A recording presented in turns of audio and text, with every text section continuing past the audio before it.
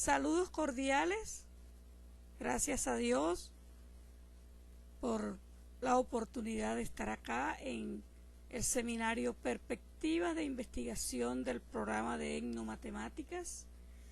Muchísimas gracias a la doctora Carmen Bonilla, quien me ha invitado para compartir con todos ustedes en esta mesa redonda titulada Etnomatemática y comunidades indígenas. Saludo especialmente a las ponentes Anaí, la doctora Anaí, la doctora Roxana, a la doctora Miriam, que estará con nosotros en la réplica, y el doctor Daniel, quien está moderando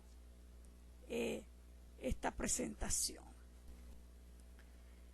Para hablar de la etnomatemática y las comunidades indígenas, tomaré la perspectiva del patrimonio cultural con mis estudios en patrimonio cultural en Venezuela, y aprovecharé para presentar la línea de investigación educación matemática de colonial planetaria compleja, considerando que los verdaderos conocedores y estudiosos de las comunidades indígenas son los que comparten con la educación intercultural bilingüe y con algunas redes, como por ejemplo la red de investigación Guayú en el Zulia, en Maracaibo, y la frontera, y comparte frontera con Colombia. Los niños o individuos que han estado bloqueados para aprender matemáticas han estado bloqueados también en su personalidad. Un niño que no aprendió matemáticas se siente disminuido en sí mismo como individuo, como ser humano. Se puede hablar, pues, de una relación profunda entre el conocimiento matemático y la personalidad. Son palabras del matemático belga Georges Papis, que en los años 80 aportó muchísimo a la educación matemática en Argentina, y quien ha reconocido el ejercicio de autoritarismo de la matemática, que la ha soslayado y la ha colocado en la esquina de la ineptitud y de la imposibilidad de aprender, siendo una de las ciencias prácticas más hermosas y más cogitativas, con un alto nivel metacognitivo para quien lo puede aprender con mente, cuerpo y corazón. ¿Por qué la matemática ha sido usada como objeto de colonialidad? La matemática y su educación ha sido objeto de opresión y se presenta erróneamente como un sistema determinista. Gravedad de lo determinista, porque se considera entonces fija, incomunicable, incambiable, sumamente abstracta, que no va a los procesos concretos. Así se presenta, esa no es la realidad de la matemática. Y como dice Sosmore y también nuestro grande Ambrosio, la matemática ha sido capaz de operar como un arma secreta del imperialismo occidental. Y nos preguntamos, ¿a qué élite conviene ligar lo estricto con la obediencia? ¿Se ha usado la matemática en el aula para ello? El mismo Georges Papis lo responde: aquellos que piensan que el hombre tiene que obedecer y ejecutar pueden preferir a un individuo que sabe mecánicamente y que obedece las reglas del cálculo. Así la matemática entonces ha estado ligada a procesos de pensamiento y de sentir que no la han comunicado con la complejidad del ser humano y la han colocado inalcanzable en la vida de los discentes. Pero para hablar de matemática en Venezuela y nuestros aborígenes, quisiera hablar de quién es Venezuela. Venezuela, nuestro inmenso país, que ha recibido a personas del mundo entero, muchos huyendo de la guerra, otros colombianos, peruanos y tantos otros, han sido testigos de la solidaridad del venezolano, de cómo el venezolano acoge a aquel que ya no llama extranjero. En una conferencia que estuve bajo aquel lema maravilloso de que hay una forma matemática de estar en el mundo. Con Brasil decía que la riqueza del patrimonio natural, desde el patrimonio histórico en Venezuela, es digno de investigar en todos los aborígenes y digno de salvaguardar. Por ejemplo, la tribu Guarao, pueblo indígena situado en el delta del Orinoco, uno de los ríos más importantes de América Latina, de una antigüedad inconmensurable. Estos aborígenes tenían piezas de cerámicas que retoman y se remontan a los 17.000 años antes de nuestro Señor Jesucristo. Y en ello, la tribu Guarao entonces es la más antigua del delta y de Venezuela. El término Guarao significa gente de canoas, y ahí hay una riqueza inconmensurable que el venezolano, el docente venezolano, debe de portarla decolonialmente. Nuestro país, el pulmón vegetal más importante y más grande, con la biodiversidad más importante del planeta, cuenta con 115 tepuyes. Allí entonces esta biodiversidad llena de faunas y floras puede ser reconocida con 8.000 especies de plantas. Por ello, nuestro inmenso país, en medio de su lucha de opresión, no ha muerto. Nuestro inmenso país está en una lucha de liberación profunda. Y en ello, en nuestro departamento de matemática contábamos con una planta física en nuestra Universidad de Oriente. ¿Y por qué no puedo yo llegar acá a hablarle magníficamente de matemáticas sin develar la opresión y sin develar el oprobio que hemos vivido? Contábamos con una planta física de un departamento de matemática para todas las carreras. Una universidad que llegó a tener entre los 5 núcleos, y así es entonces la universidad más extensa de Venezuela, llegó a tener el grado de más de 1.200 estudiantes, con el Instituto Oceanográfico de Venezuela más importante de este lado del mundo.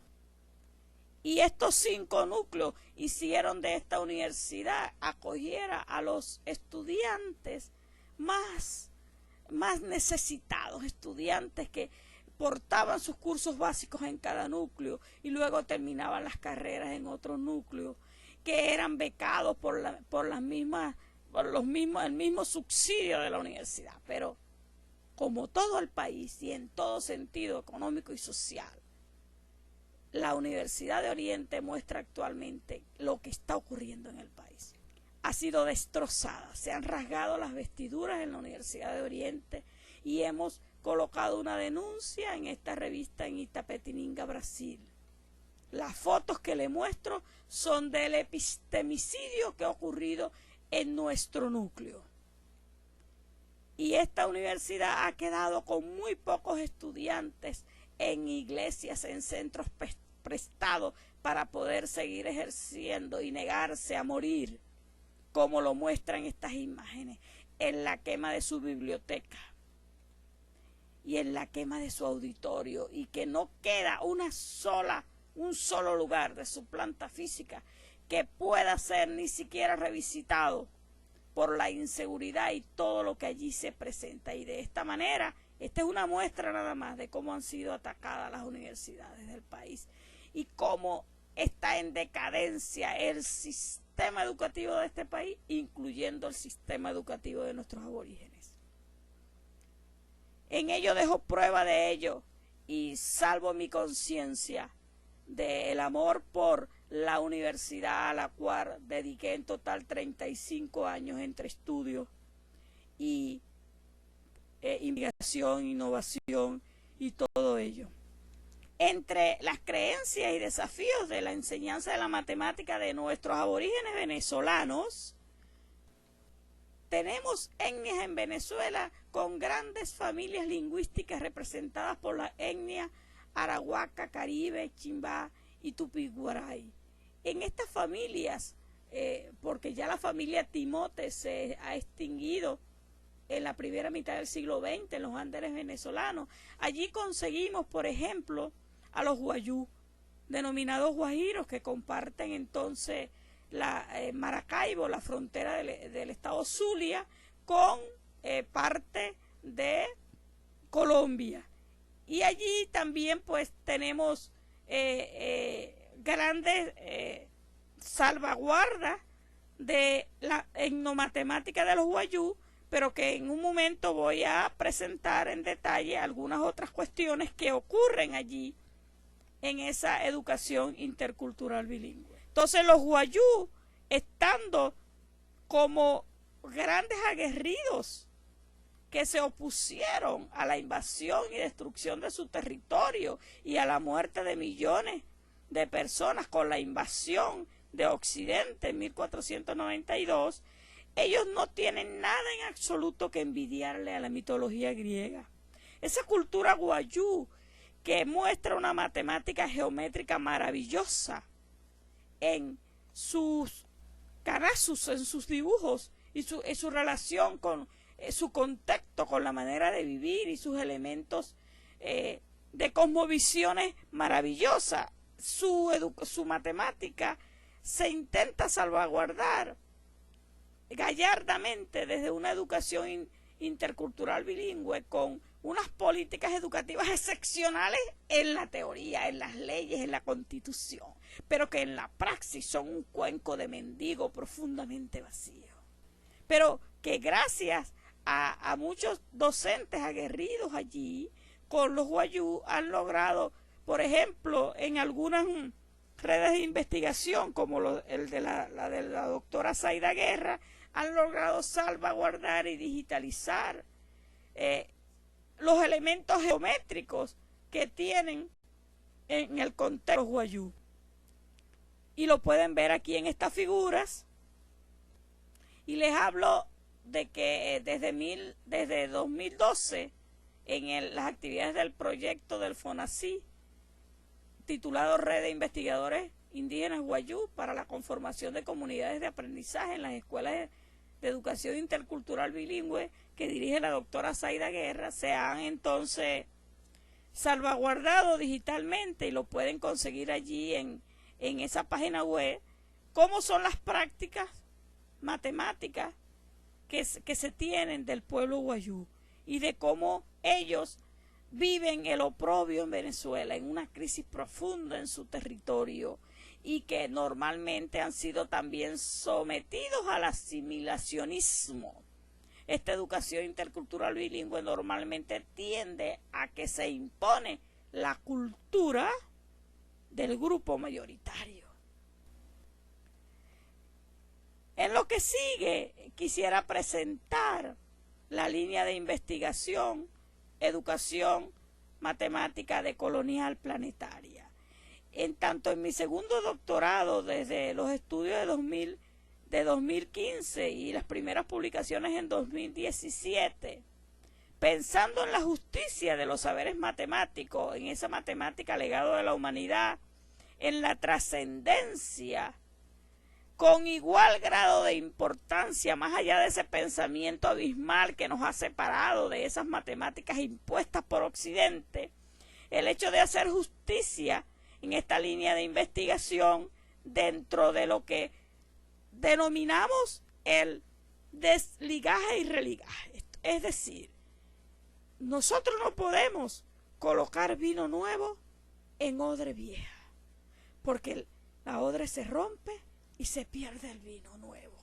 Es la parábola de nuestro Señor Jesucristo, y aquí intento decirle que nosotros no podemos salvaguardar la matemática de los grupos desmitificados y soslayados como nuestros aborígenes con una mente colonizada, pensando que su matemática es inferior a la matemática occidental, con los portadores de la matemática como los aborígenes sintiendo una vergüenza étnica de su propio legado. Por eso la decolonialidad planetaria es apodíctica de la complejidad en esta línea de investigación. Y para ello, nosotros hemos construido algunos emergentes religantes de la educación matemática decolonial planetaria que atiende a la a la conformación del pensamiento de la complejidad y de la transdisciplinariedad decolonial, porque como dice Walter Mignolo, no toda transdisciplinariedad es decolonial, muchas se quedan en la multidisciplinariedad, y entonces vamos con una ecosofía maravillosa en un religaje y desligaje para ir conformando esta educación matemática decolonial planetaria compleja, que tiene ya más de 30 publicaciones, y en ese sentido, desde esa criticidad y ese proceso liberador, persistimos en la necesidad de pensar la decolonialidad planetaria, la decolonialidad como planetaria, porque nosotros no podemos pretender en el sur construir nuestro nicho y nuestro nicho de matemática y de nuestros aportes, desmitificando ahora la matemática de las otras regiones. Lo que debemos hacer es decolonizar y estar pendiente de los instrumentos de colonización disfrazados para desmitificar lo nuestro. Desde luego, como dice Enrique Dussel, nosotros partimos de lo encubierto, de lo desmitificado, de lo apartado, para entonces desde un pensamiento decolonial planetario rescatar la complejidad de la matemática y con ello la complejidad de la educación matemática bajo el lema de que nosotros no podemos salvaguardar un patrimonio matemático sin salvaguardar el patrimonio histórico y cultural. En ese sentido, entonces, la educación decolonial planetaria compleja comprende asuntos políticos trascendentales, no solo desde la educación o de la matemática, sino desde la condición humana de los actores del proceso educativo. Entonces se acude al desligaje de las falsas concepciones impuestas al enseñar matemáticas, a su colonización y la trascendencia, desde lo que yo llamo un aula mente social espíritu. ¿Por qué? Porque regresando a los antiguos pensadores, la razón y la manera de aprender no solo se aloja en la mente, sino también en el espíritu, salvaguardado con lo social y con esa manera de aprender matemática en todo lugar y en todo tiempo.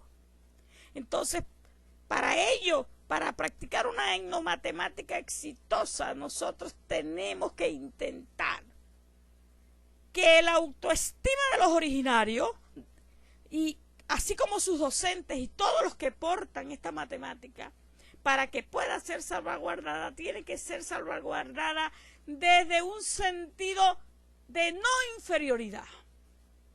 No podemos seguir elogiando la matemática occidental, pensándola como superior, cuando, por ejemplo, el sistema maya y el sistema egipcio no tienen nada de superioridad uno con otro.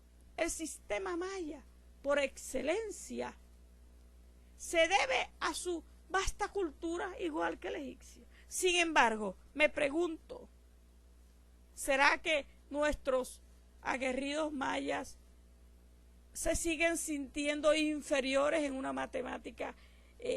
Por ejemplo, sus docentes que portan como inferior. ¿Cómo son las políticas educativas? Porque de las de Venezuela, ustedes con imágenes ya la han visto.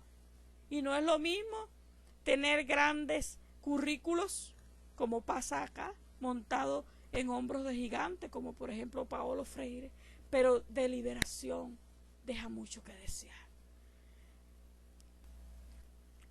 El currículo de la educación matemática decolonial debe ir al abrazo de los saberes científicos y soterrados en la sabiduría de la matemática para habitar en el planeta. Es decir, que nosotros tenemos que deselitizar y religar en las políticas educativas una matemática sabia, unitiva y profunda, y una matemática que desde ella también nos enseñe en un proceso de liberación inmenso, tan necesitado en el planeta.